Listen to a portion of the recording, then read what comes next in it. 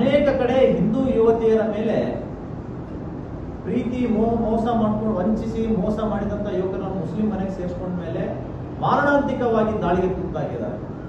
ಬ್ರಾಹ್ಮಣ ಯುವತಿಯರಾಗ್ಲಿ ಇನ್ನಿತರ ಜಾತಿಯ ಯುವತಿಯರಾಗ್ಲಿ ಬಹಳಷ್ಟು ಜನ ಅವರ ಕ್ರೂರ ಕೃತ್ಯಕ್ಕೆ ಬಲಿಯಾಗಿದ್ದಾರೆ.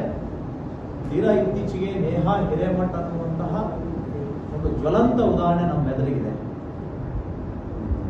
ಪೊಲೀಸ್ ಠಾಣೆಗೆ ಹೋಗದೇ ಇರುವಂತಹವರು ಭಯದಿಂದ ಮನೆಯಲ್ಲೇ ಇದ್ಕೊಂಡು ಅದನ್ನ ನೊಂದ್ಕೊಂಡು ಯಾರಿಗೂ ಹೇಳದಂತಹ ಪರಿಸ್ಥಿತಿಯಲ್ಲಿ ಮಾನಸಿಕವಾಗಿ ಕುಗ್ಗಿ ಹೋಗಿದ್ದಾರೆ.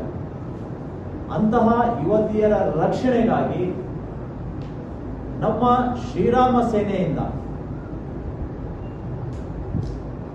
ಒಂದು ಸಹಾಯವಾಣಿಯನ್ನ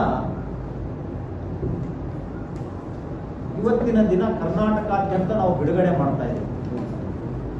ಯಾವುದೇ ಯುವತಿಗೆ ಇಂತಹ ಮುಸ್ಲಿಂ ಅನ್ಯ ಧರ್ಮೀಯ ಯುವಕರಿಂದ ತೊಂದರೆ ಆಗ್ತಾ ಇದ್ರೆ, ಬೆದರಿಕೆ ಆಗ್ತಾ ಇದ್ರೆ,